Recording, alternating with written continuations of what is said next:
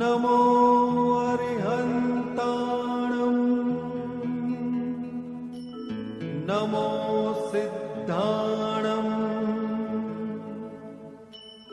નમો આયર્યાણં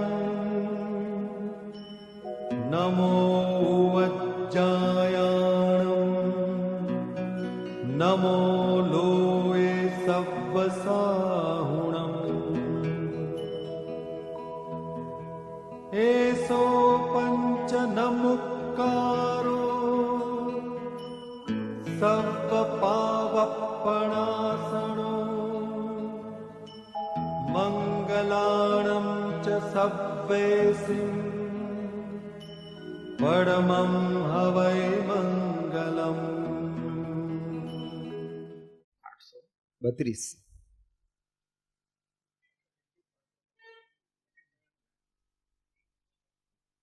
બીજા પેરેગ્રાફના અંતમાં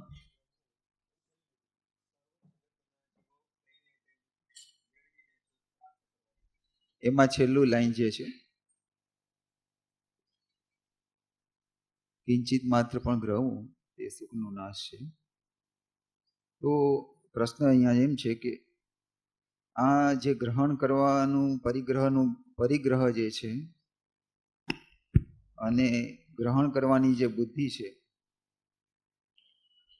તો આમાં નિયમબદ્ધ કેવી રીતના થવું? એના પરિગ્રહના પાશમાંથી છૂટવા માટે નિયમબદ્ધ કેવી રીતે થવું?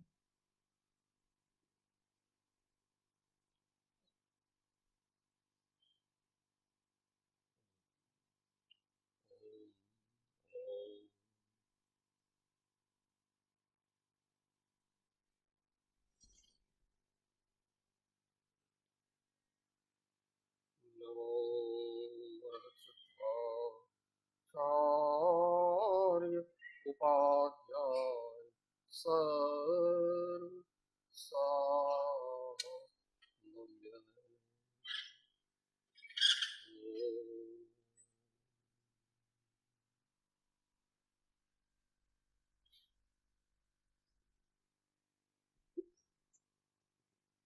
શ્રી વચનામૃતજી 832 ના આધારે પ્રશ્ન છે કે કિંચિત માત્ર પણ ગ્રહણ કરવું તે જ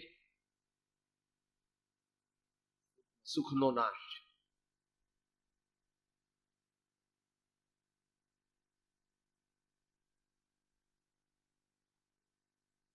મોક્ષ માર્ગ નું પ્રતિપાદન અને મોક્ષ માર્ગનું આચરણ એ ચારે અનુયોગને સાથે રાખીને જ થઈ શકે. ચિનવાણી, ભગવાનની, આચાર્યોની વાણી 4 થાંભલા ઉપર ઊભી છે. જે દ્રવ્યાનુયોગને ગૌણ કરે છે એ પણ નહીં ચાલે, ચરણાયુગને ગૌણ કરે છે એ પણ નહીં ચાલે. એ જ પ્રમાણે કરણાનુયોગ અને પ્રથમાનુયોગ આપણી પોતાની સમુચ્ચય યોગ્યતા કયા અનુયોગને મુખ્ય કરીને ચાલવાની છે એ હંમેશા વિચાર. અને જ્યારે મુખ્ય કરીને ચાલીએ ત્યારે એનો અર્થ એમ છે કે ગૌણપણે મારે બીજા અનુયોગનું પણ અવલંબન લેવું યોગ્ય છે. અનેકાંત દ્રષ્ટિયુક્ત એકાંત દ્રષ્ટિને સેવ્યા કરે.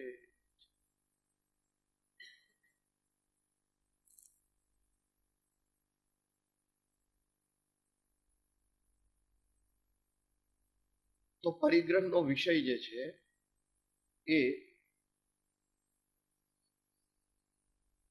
બધાને એક સરખો લાગુ પડતો નથી. કોને અનુલક્ષીને એ સ્ટેટમેન્ટ કરેલું છે એ હંમેશા જાણીને પછી જ એનો અર્થ થાય. બાકી તો એનો અર્થ મોગમ તો થાય કે સાહેબ, પ્રશ્ન એમ છે કે જે કોઈ પરિગ્રહ પરિમાણ અથવા તો પરિગ્રહમાંથી છૂટવા માંગે છે મુમુક્ષુ જીવ, એના માટે નિયમબદ્ધ કેવી રીતે થવું? આના અનુસંધાનમાં કે એમાં નિયમબદ્ધ કેવી રીતના થવું કે જેથી કરીને ધીમે ધીમે પરિગ્રહના પાશમાંથી છૂટાય?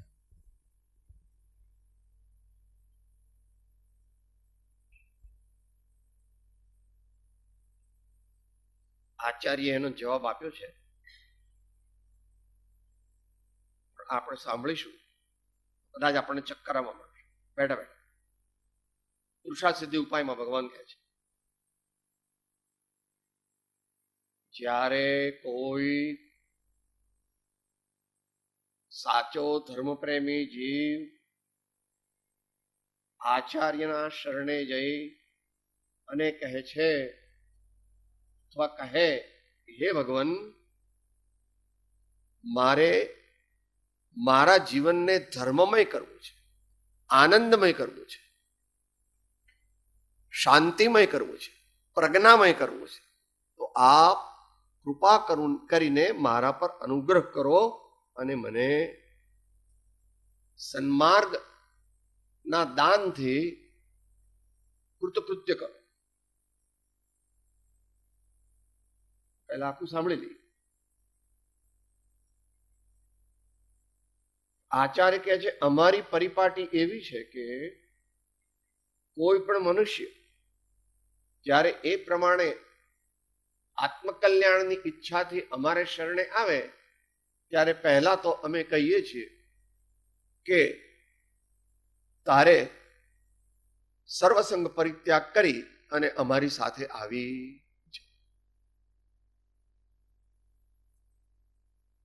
પરંતુ જો એ એમ કહે કે પ્રભુ એટલી બધી મારી શક્તિ નથી, તેથી મુનિ ધર્મનો હાલ ઉપદેશ મારાથી પાળી શકાતો નથી, હું માનું તો છું, તે પરમપદ પ્રાપ્તિનું કર્યું ગજા વગરને હાલ મનોરથ, તો પણ નિશ્ચય રાજચંદ્ર મનને રહ્યો, પ્રભુ આજ્ઞાએ થાશું તેજસ્વી. તો બંને રીતે પણ afresh to start with, જ્યારે કોઈ અનનોન મનુષ્ય આવે ત્યારે આચાર્ય એનો થોડોક બાયોડેટા જે તમે કહો છો, એટલે એની પૂર્વ ભૂમિકા શું છે એ પછીથી એને પૂછે. પણ એ એમ જ કહે કે મારે કલ્યાણ ત્વરાથી કરવું છે, તો એને એમ કહે છે કે ત્વરાથી કલ્યાણ કરવા માટે મુનિ માર્ગ છે, મુનિ ધર્મ છે. પછી જો એમ જ કહે કે હું આટલી મારી શક્તિ નથી, તો પછી એને થોડા દિવસ પોતાની સાથે રાખી અને કે હમણાં થોડા દિવસ રહો, પછી તમારા પ્રશ્નનો જવાબ આપીશ. એ પોતાના સિનિયર શિષ્યોને 4-5 જણને એના ઇન્ચાર્જ મૂકે છે. આ ભાઈ છે તે તેની પ્રેઝન્ટ સ્ટેટનું તમે એસેસમેન્ટ ચરણાનુયોગના માધ્યમથી કરો.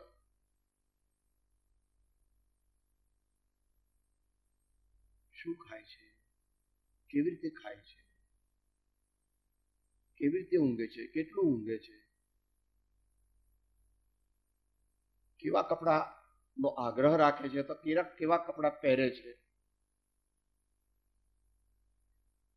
પોતાનો સમય એ કેવી રીતે વાપરે છે, આ બધું એનું ઓબ્ઝર્વેશન કરે છે.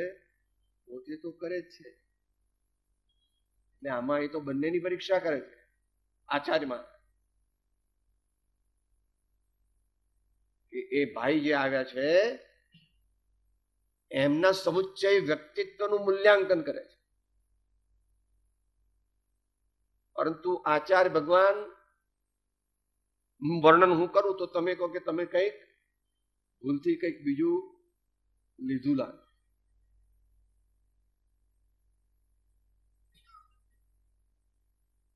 બહુ તમારી દુનિયામાં હોશિયાર માણસ હોય તો એને તમે 6th સેન્સ કહો છો, અને આચાર્યને 7th સેન્સ.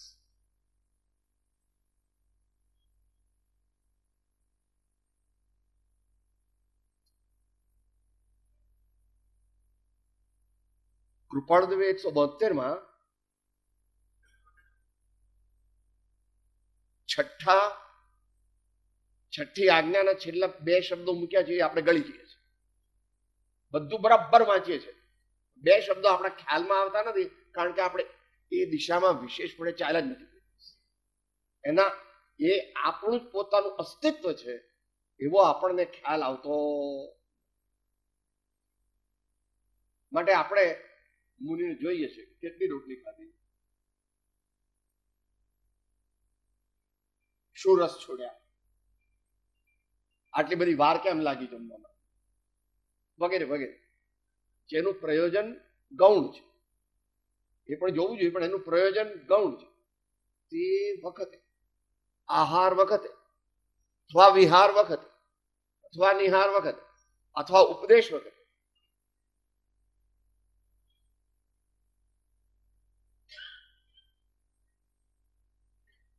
આપણી એટલી બધી શક્તિ નથી હજુ, એટલે વિકસાવવી પડશે. એટલે એ પત્ર પણ કોને લખેલો છે? જેમણે વિકસાવેલી છે એમને લખેલ છે. બધા પત્રોનો એક સરખો અર્થ થતો નથી. પ્રશ્નોનો ઉત્તર વ્યક્તિગત કક્ષાએ અલગ અલગ હોય છે. જેને જે પત્રનો ઉત્તર આપ્યો છે એની સમુચ્ચય યોગ્યતા શું છે, તત્ક્ષણ યોગ્યતા શું છે, એવો બધો વિચાર કરીને જ્ઞાની આચાર્ય ભગવાન એને ઉપદેશ આપે.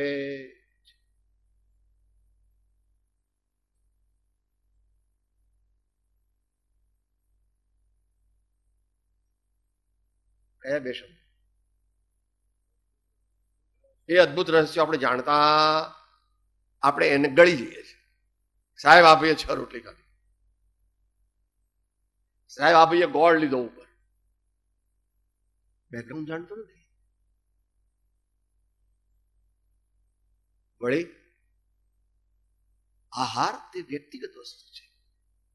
દરેક જણે એક જ રોટલી ખાવી જોઈએ અથવા 2 જ રોટલી ખાવી જોઈએ એવું આચાર્ય કહેતા.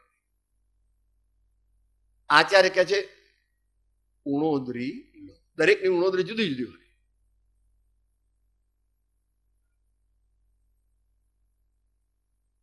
ઉણોદરી કરતા આચાર્ય એમ કે છે કે તું પેટ ભરીને જમે તો પણ અમને વિશેષ વાંધો નથી, પરંતુ એ આહાર લેતી વખતે તારા અંતરમાં કેવા ભાવો છે એનું ફેસ રીડિંગ જ્ઞાનીઓ કરી લે. સ્થૂળ અને સૂક્ષ્મ બંને. સ્થૂળ દાખલો તો ખૂબ આવે છે સંવાદમાં.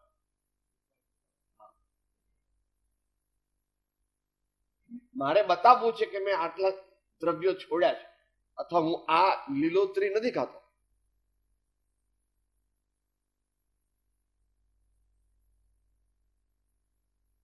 આહાર તે વ્યક્તિગત વસ્તુ છે.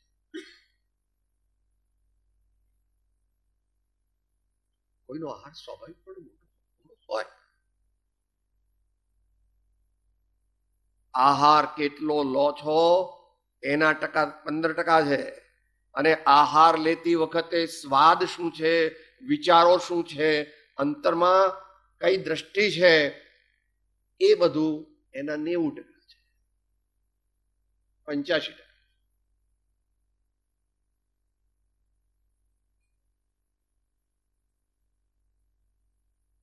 બંને વાક્ય. આહાર કરવો નહીં, કરવો તો પૂતગલના સમૂહરૂપ જાણીને. બીજું વાક્ય સ્વાદનો ત્યાગ તેને આહારનો ખરો ત્યાગ જ્ઞાનીઓ કહે.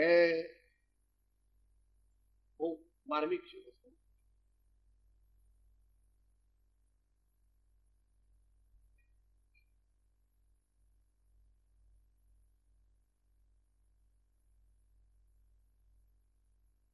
ભાવાત્મક હું છું, હું ભાવ છું. ભલે સ્થૂળ શરીરમાં રહ્યો છું, પણ તેથી મારું દ્રવ્યાંતર થયું નથી. હું આ શરીરમાં રહ્યો એટલે હું શરીર થઈ ગયો. ભાડે જ છો, ફટ દઈને ખાલી કરી દેવું પડશે. એમાં કાંઈ અપવાદ નથી. કોઈ પણ દેહધારી હોય સરદાર સિદ્ધિમાં 33,000 સાગરો પમરે છે, પણ એ તો મહાજ્ઞાની જ હોય, કારણ કે ત્યાં એન્ટ્રી અજ્ઞાની છે નહીં.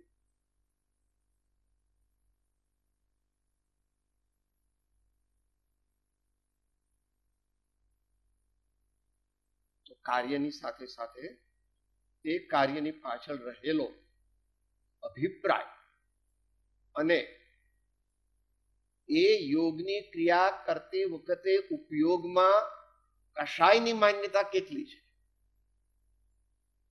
રસાસ્વાદની કેટલી વૃદ્ધિ છે, એ તને ખબર ન પડે, પણ તું ખાય છે એ પરથી ખબર પડી જાય છે એમ ને એમ કે તું કેટલી વૃદ્ધિ થઈ.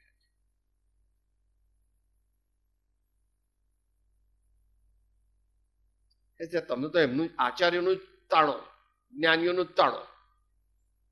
અમારો કઈ ગણપાટ કરતા उनको कुछ चाहिए, वो तो थोड़ा ऐसा ही आंखें खोल लेकर के थोड़ा देख लेते हैं. उनको तुम्हारी ओर ज्यादा देखने की जरूरत ही नहीं है और इंटरेस्ट भी नहीं.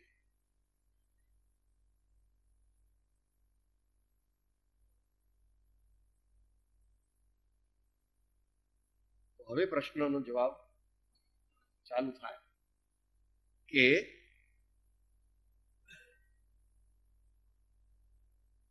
કયો શબ્દ પૂછ્યો તમે? નિયમબદ્ધ કેવું?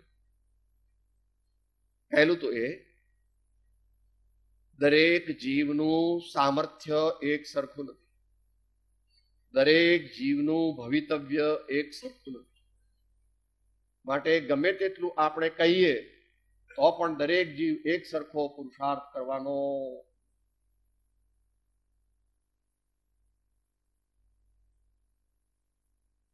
માટે મહાપુરુષો, જ્ઞાનીજનો,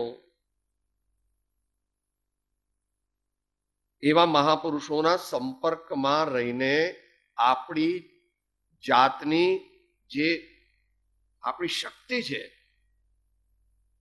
એને પણ વધારવી અને આપણી દ્રષ્ટિ છે તેને પરિમાર્જિત કરવી, દ્રષ્ટિને પરિમાર્જિત કરવી.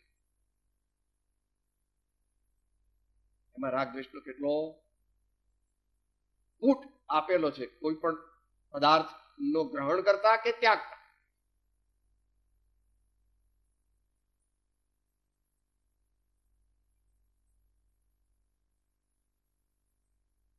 માટે બધા માટે એક સરખું નથી, બધા માટે એક સરખું નથી. આવું બધું વિશેષ તો આચાર્ય જાણી શકે. આચાર્ય કહેલું પણ છે, જો કે ઊંચી કક્ષાનું છે, પણ સાંભળવામાં વાંધો નથી.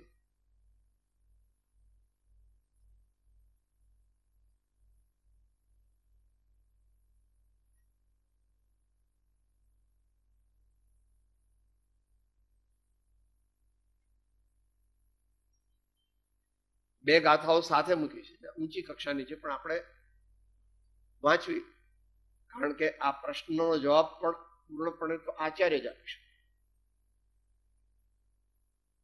એટલે આચાર્યના શબ્દો, ભલે આ મહાન પૂર્વાચાર્યના શબ્દો છે, અત્યારના આચાર્ય પણ એનું મોડિફિકેશન કરે છે, પણ આ દેશકાળ પ્રમાણે કરે છે. આ બે મૂળ ગાથા આચાર્ય ભગવાને આ પ્રમાણે કહી છે. 156, 157 નિયમ સાર.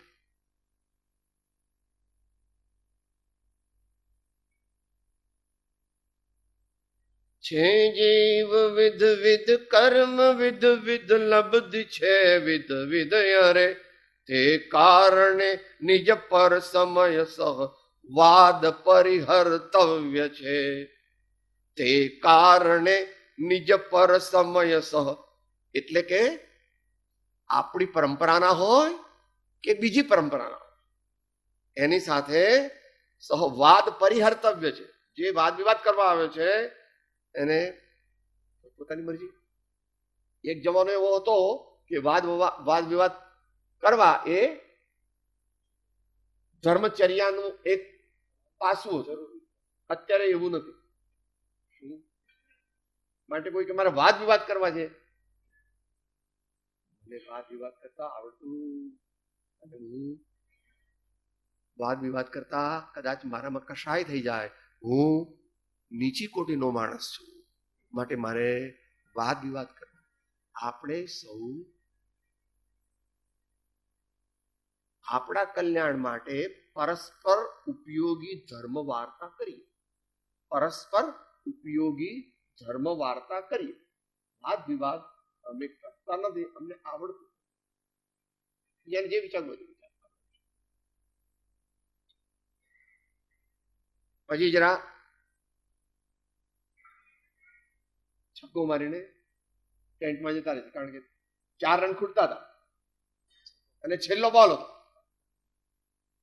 છગ્ગો મારીને પછી જોવા પાછળ જોવા રહેતા નથી, સીધા ટેન્ટમાં જતા રહે કે સાહેબ કદાચ છગ્ગો નહીં વાગે તો વાગી જવાનો છે. વાગી ગયો.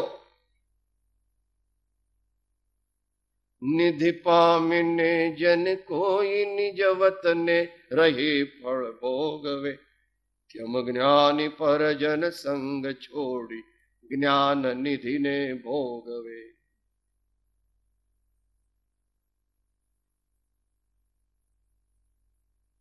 મોટો બંગલો બાંધ્યો. હવે વિચારોમાં શું છે, હવે ત્યાં પેલા એરિયામાં આપણો બંગલો નથી એટલે ત્યાં બાંધવો છે, ત્યાં સુધીમાં તો તું જતો રહીશ. એના કરતા શાંતિથી રહે ને. પણ એને ઈચ્છાનો અંત નથી. એ 2 થશે એટલે તરત ત્રીજો થશે, તરત ચોથો થશે. જથા જથા લાહો તથા તથા લોહો, એમ 10 વૈકાલિક. વાત એ પ્રમાણે ચાલે છે કે ભાઈ બધા એક સરખી સાધના કરી શકે નહીં, એને વ્યક્તિગત રૂપે માર્ગદર્શન આપવું. કોઈ માણસ નોર્મલ ખોરાક 3 હોય અને કોઈ માણસનો નોર્મલ ખોરાક 7, તો એમાં કોઈ બહુ ઓબ્જેક્શનેબલ વસ્તુ નથી ઇન જનરલ.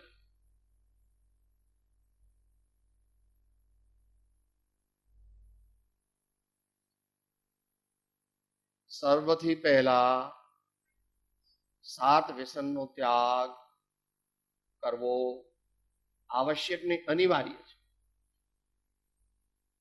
સર્વપ્રથમ 7 વ્યસનનો ત્યાગ કરવો અનિવાર્ય છે, એને સમજાવવું. પોતાની જાતે 2-3 વાર વાંચી ના આવે પછી આપણે પૂછીએ એમને કે તમને સંતોષ છે, તમને ખબર પડી ગઈ 7 વ્યસનનું સ્વરૂપ ને એનો ત્યાગની વિધિ? જો એ હા કે તો આપણે એની પરીક્ષા કરવી જોઈએ. 2 કે 3 રેન્ડમાઇઝ ક્વેશ્ચન્સ પૂછવા જોઈએ, જેથી ખબર પડી જાય કે ભાઈ વેર ડઝ હી સ્ટેન્ડ.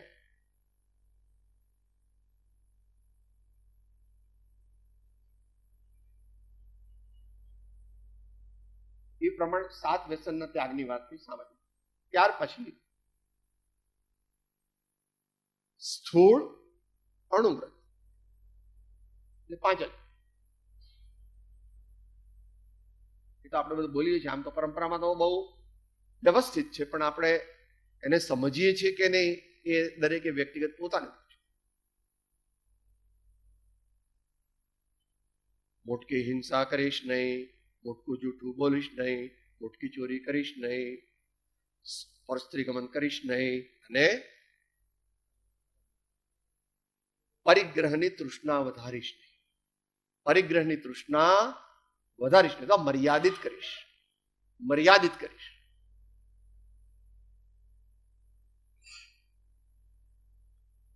આ ચરણાન યોગની અપેક્ષા ચાલે છે. એ સાથે એને ભગવાને ચરણાન યોગની પદ્ધતિથી જે આપેલો ઉપદેશ એ પણ આપણે એનું પણ દિશા સૂચન કરવું જોઈએ. કે મારા સ્વામીએ તીર્થંકર ભગવાને એમ કહ્યું છે કે તારે શ્રાવક ધર્મમાં હમણાં તું પ્રવર્તતો હોય, ખરેખર તો પ્રવર્તતો નથી, એ તો શ્રાવક ધર્મ નો સ્થૂળ પણ અભ્યાસ કરે. શ્રાવક ધર્મનો અભ્યાસ તો આત્મજ્ઞાન પછી થઈ શકે. સંકિત થયા પણ અભ્યાસ રૂપે દરેકે કરવો જોઈએ.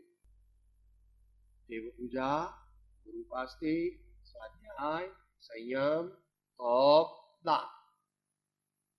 આ દરેક મહાવીરના અનુયાયી, આમ તો આર્ય ધર્મોના અનુયાયીઓ દરેકે આ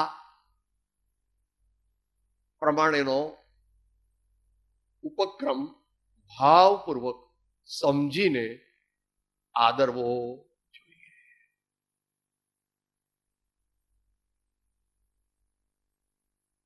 એટલે બીજી ત્રીજી આ જે પાલન કરતો હતો 12 વ્રતનું, એ સ્થૂળપણે કરે. જરાક વધારે આગળ વધે એટલે એ પ્રતિમામાં આવે છે. એટલે જેણે સામાન્યપણે 12 વ્રતનું પાલન આત્મલક્ષ્ય કરેલું છે, પાપના નિવારણ અર્થે અને આત્મ ધર્મની, આત્મ દ્રષ્ટિની, આત્મલક્ષ્યની વૃદ્ધિ અર્થે કર્યું છે, એ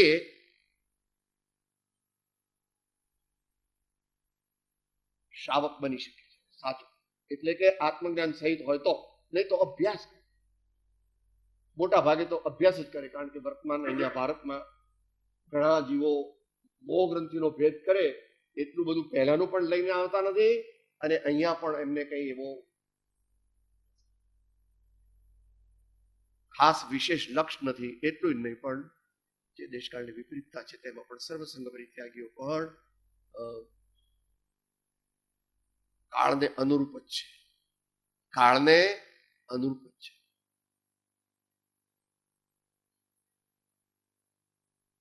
આ બધાનું સાર કહી દઈએ હવે, કારણ કે જે એક એક લઈશું તો બહુ ડિટેલ છે.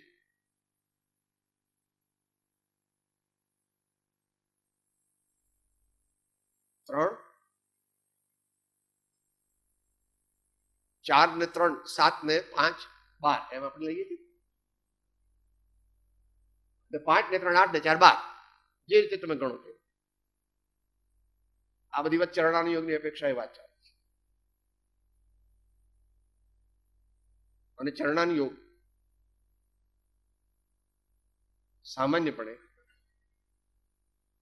કંઈક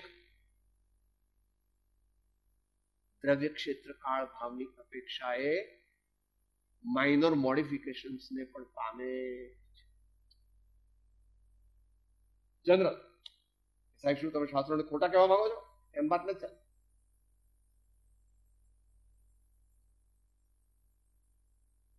આપ બધા જાણો છો, ઉત્તર રાજસ્થાન એકદમ જેસલમેર ને બાડમેર ને અને પંજાબ, હું આ વાત થોડીક જોયેલી કહું છું, બાકી સાંભળેલી કહું છું. ત્યાં શાક મળતું જ નહીં, બટાકા ખાવા. બધા સાદું ગાય છે એમ નથી કહેતો, પણ ખાવા.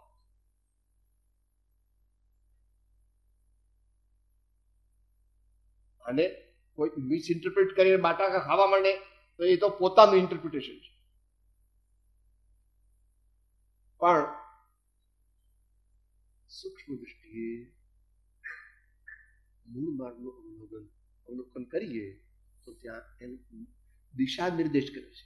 માત્ર એનું કથન કરેલું છે, એને ડાયલેક્ટ નથી કર્યું. સાથે બોલો.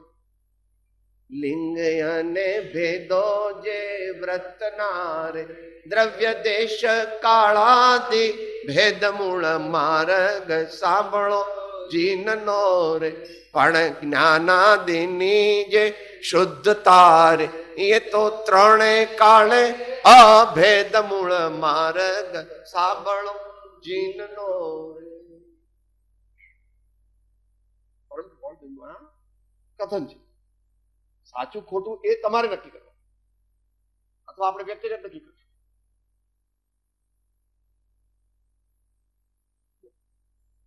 જો એ આને ન સ્વીકારતા હોય તો એવા જ ક્ષેત્રોમાં રહેવું જોઈએ કે જ્યાં પોતાના વ્રતોનું પાલન કરવામાં સરળતા રહે, સુવિધા રહે, અને પેલા લોકોને પણ, શ્રાવકોને પણ આપણે એક બોધર થાય કે આ ક્યાં આયા મહારાજ, હવે પાછી માથાકૂટ કેટલી રહેશે. એવું આપણાથી કીડીને દુઃખ ના આપીએ અને શ્રાવકોને દુઃખ આપીએ. ભાઈ તું તો મોટો પુરુષ લાગે. એક ઇન્દ્રિય બે ઇન્દ્રિયની તો રક્ષા કરે, અને પછી શ્રાવકોને ખૂબ મુશ્કેલી પડે, ખૂબ આયોજન કરવું પડે, કલાકો સુધી. આનો અર્થ એમ નહીં કે આપણે તો બધી શિથિલાચાર તમે ચલાવવા માંગો છો એમ.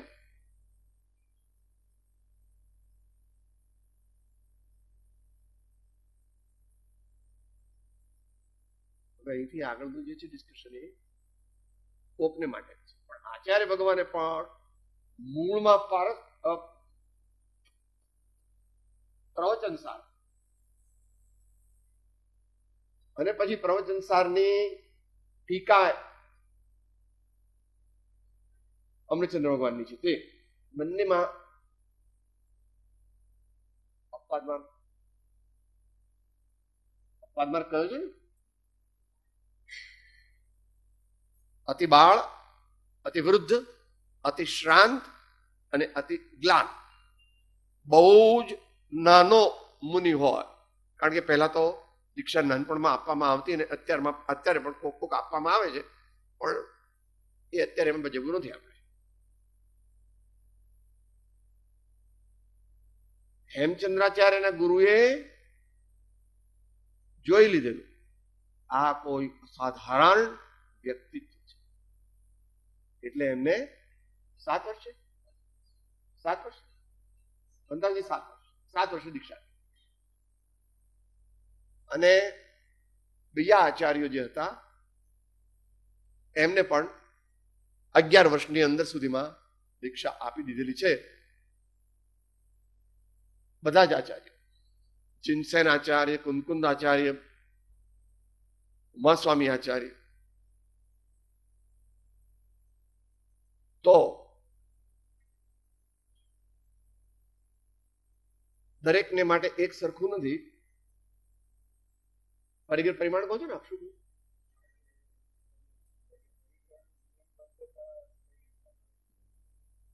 પહેલી વાર આપણે જયારે ગયા હતા કુંભોજ, ત્યારે મહારાજ બહુ થોડા કડક હતા. પરિમાણ નહીં હે, અત્તા જ ઘેવું ટાક. બધા કહ્યું સાહેબ અમને જરા કાલ સવારે આમ પાછા આમ અંદરમાં પ્રેમ હોય પણ બહાર બોલે ત્યારે આપણે એમ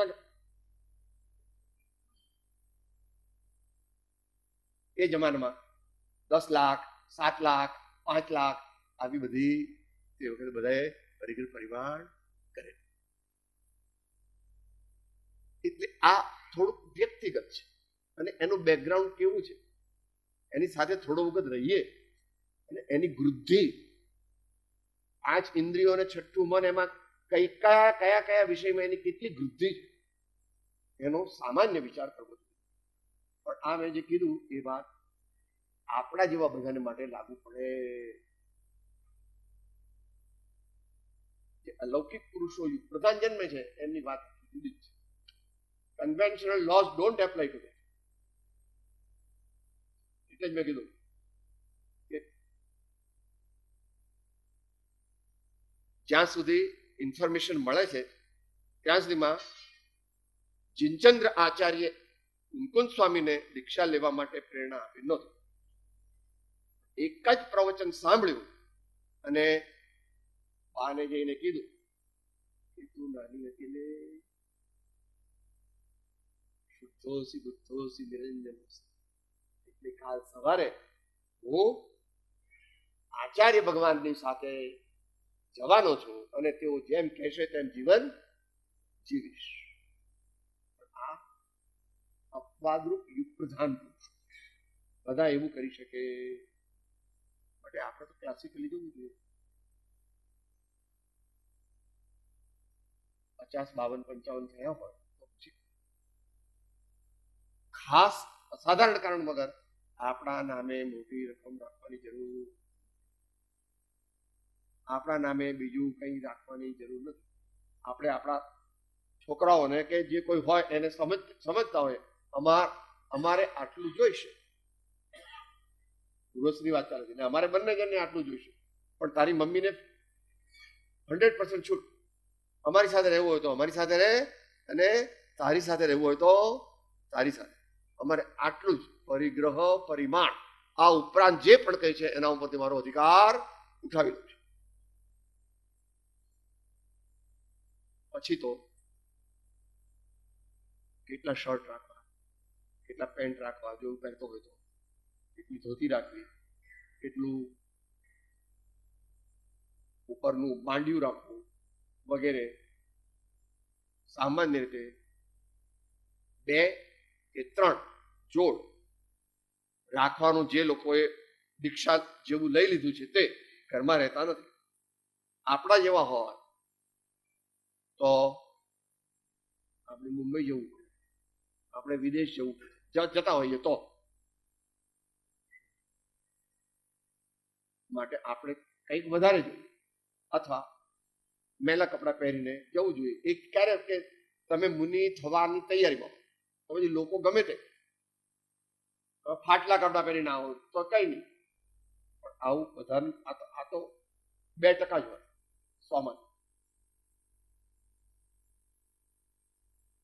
કેટલી વસ્તુ રાખીએ છીએ એના કરતા એ વસ્તુઓ પ્રત્યે મને કેટલી મમતા છે એ વધારે અગત્યનું છે. પણ બંનેનો સંબંધ છે. ત્યાં હું 28 જોડ રાખું છું. ભાઈ 28 જોડ તો કઈ ફિઝિબલ તારો આંકડો ફિઝિબલ નથી. 3 ને બદલે 6 કે 8 રાખે કે 10 રાખે, એથી વધારે તું રાખે તો એ તારી ઇન્ટેન્સ એટેચમેન્ટ ટુવર્ડ્સ ક્લોથ્સ છે. ભગવાને 10 પ્રકારનો બાહ્ય કહ્યો છે ને, એમાં વસ્ત્ર પણ લીધું છે.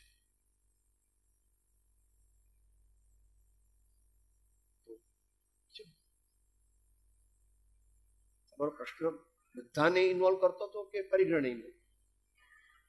નિયમબદ્ધ કેવી રીતે થયું?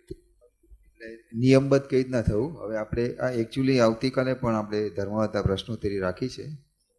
3-4 પ્રશ્નો આપણે જો આવતીકાલે વ્યવસ્થાપકો ધર્મવાર્તા પ્રશ્નોત્તરી રાખે તો અગત્યના પ્રશ્નો આવ્યા છે ત્યારે વિચારીશું. અને કાલે છે ને? ઓકે. એટલે કદાચ એ મુમુક્ષુ પોતપોતાની જેવી પાત્રતા એ પ્રમાણે નિયમબદ્ધ થવા માંગતા હોય તો કઈ રીતના થવું એવું પ્રશ્ન લાગે છે. બરાબર. આચાર્ય એમ કે છે અનિગુહિત વીર્યસ્ય સંયમસ્ય ચ ધારણ.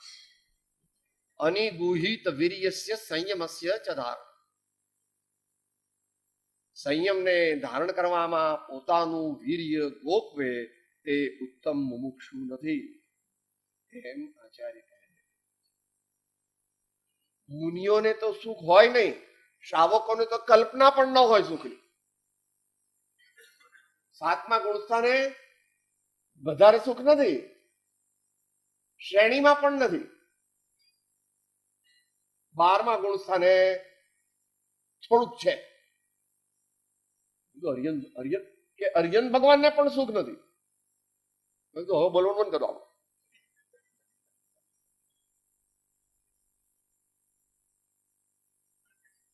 પછી અનંત અને અવ્યાબાદ બધાનો એમણે પછી પોતે જ એકદમ સ્ટન થઈ ગયા. મેં કીધું કે તો શ્રુતકેવળી ભદ્રબાહુ સ્વામી અને કુંકુંદાચાર્યને પણ આત્માનો આનંદ તો કોઈ દિવસ નહોતો.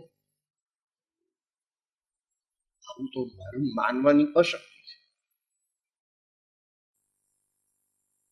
કુંકુંદાચાર્યને આનંદ નહોતો અને શ્રુતકેવળી ભદ્રબાહુ સ્વામીને પણ નહોતો, કારણ કે એમને હજુ કેવળ જ્ઞાન પ્રગટ્યું નથી ને આપ તો પછી કેવળ જ્ઞાનનો પણ નિષેધ કરો છો. નિષેધ એટલે થોડો એમને આંશિક નિષેધ કરે કે તમારો તો અહીંયા આનંદ છે. અવ્યાબાદ આનંદ હોય તેને જ સાચો આનંદ કહેવાય, એટલે સિદ્ધ થાવ ત્યારે. એટલે આપણે અત્યારે ટાઈમ પૂરો થઈ ગયો છે, પણ જે એકાંત સિદ્ધાંત પર જાય છે